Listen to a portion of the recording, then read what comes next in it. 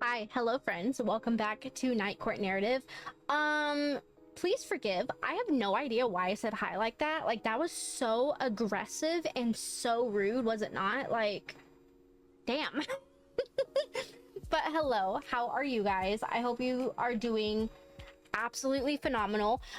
Today we are discussing yet another installment of the Lightlark series. We are now talking about Grimm and Oro. This is two novellas combined together. It is a part of the Dueling Crowns by obviously Alex Aster. This is, I'm assuming, book 3.5. I have been told to read this right after Skyshade, so it goes Lightlark, Nightbane, Skyshade, Grimm and Oro, and then Crown Tide. So that is exactly what I did. I did read this technically fourth, so this is technically in this installment book 4.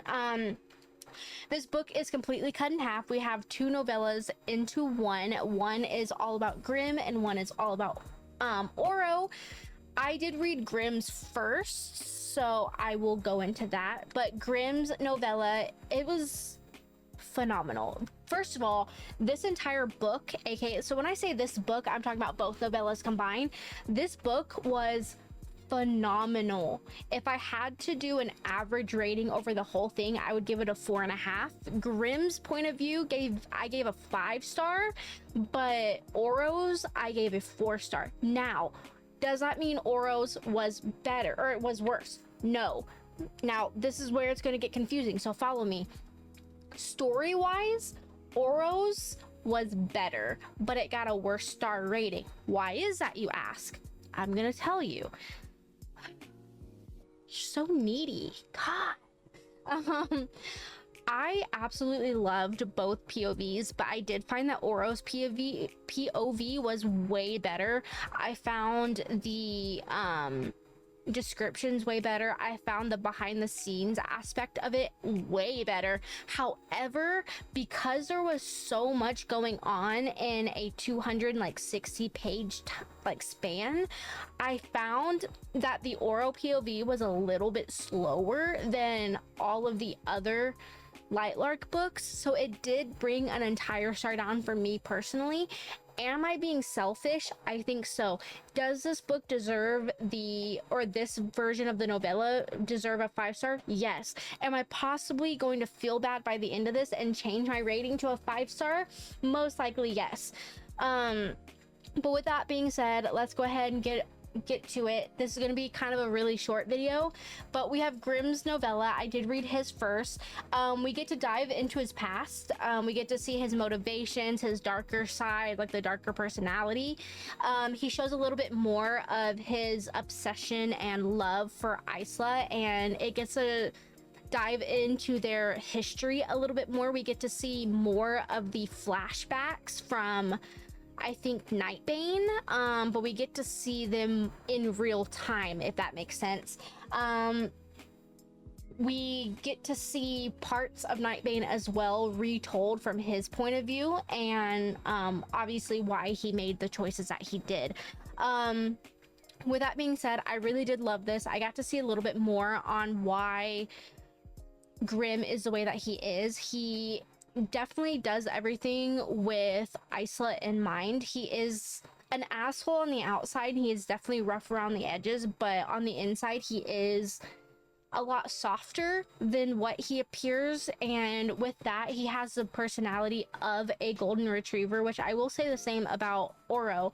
But we definitely do see that he does have everyone's intentions in mind and everyone's I do want to say safety in mind. He definitely does his best to be the best possible version for everyone, and unfortunately he does have to be an asshole at times, and he does have to give the bad news before the good, but in the background the good does come out. I really did love it. I do think that this book was a little bit different than Oro's because this one was very romance heavy. He did become very openly obsessed with Isla, and it definitely showed with how much that he swooned over her, and he was basically on like hands and feet for her the entire time. So we did get to see that. On the other hand, I have Oro's novella. This shows his backstory, his training, how he became king, the downfall of his family. We get to see how he used to be friends with Grimm and how that fell apart. And this is the full retelling of Lightlark, but in his POV, especially with the Centennial, and how him and Isla became to be.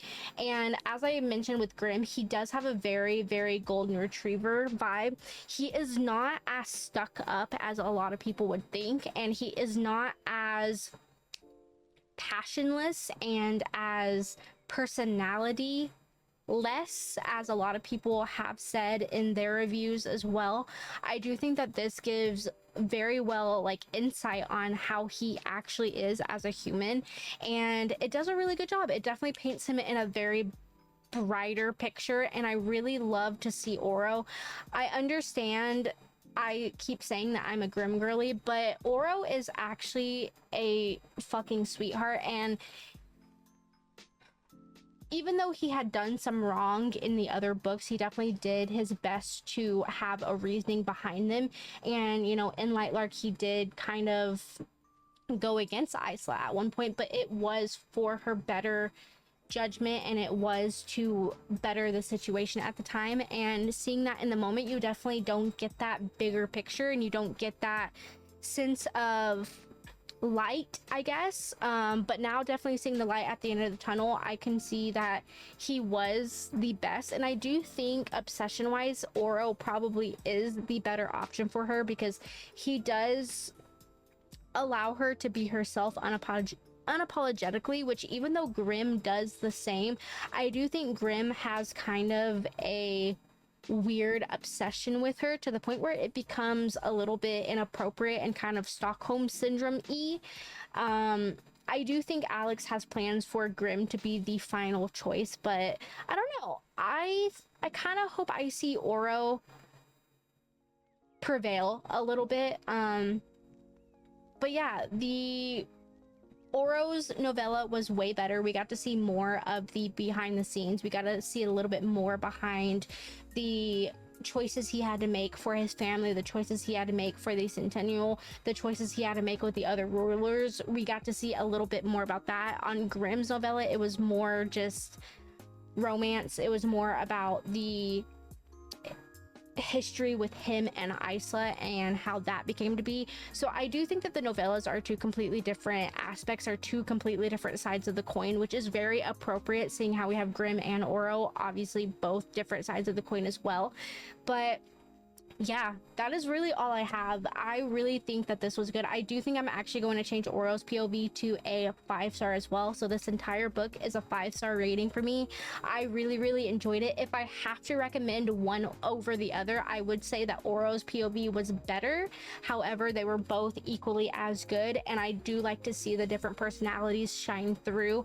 I do think that it really makes going into Crown Tide a little bit different. It gives you a different perspective with the rulers themselves, and it kind of gives you a different light, and it shows them in a different light, and I do think that's very unique. So what did you guys think? Do you guys agree with me? Do you disagree? Did you like them, hate them? Tell me all about it. I would absolutely love to know.